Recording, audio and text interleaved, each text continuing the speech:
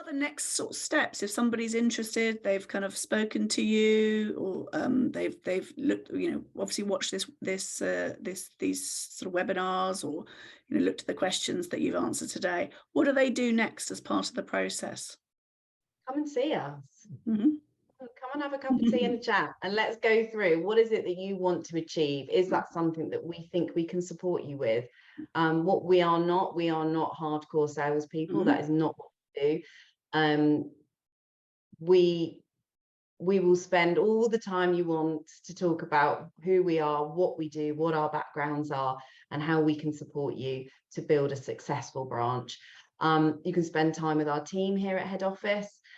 So just so you know, we support over 200 personal assistants at head office, and that is run by 2 full-time people. That's it.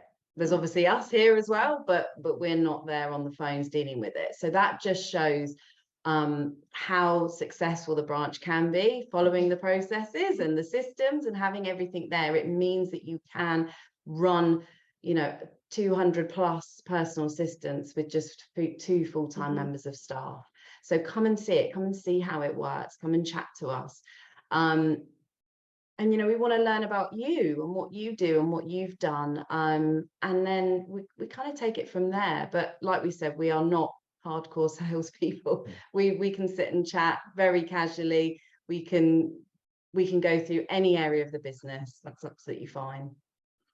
And how long would it take from somebody sort of, having a meeting with you to actually sort of invoicing or billing, or, getting some income coming in? Oh, that's a difficult one, really, because, from meeting with us and us both deciding that, yes, we're happy, you're happy, we want to move forward.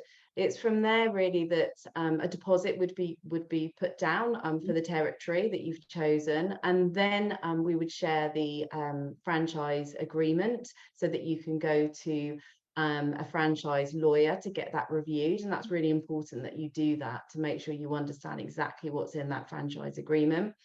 We will then, I'm sure there'll be questions from there. We can talk that through.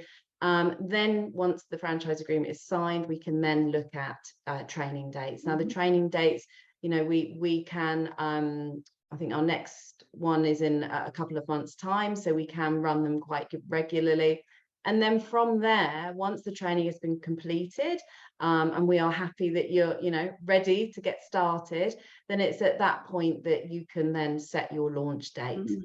So that could be within weeks. We would expect that actually to be within weeks. And then from there, it's about how quickly you can find good PAs. You may already know people. You may already know people that work in the care sector that are looking to supplement their income, that are looking for a change. People that aren't even in the care sector that are looking for a change, and they want to earn a good hourly rate. So you may find, depending on whereabouts you are and who you know, that could happen very, very quickly.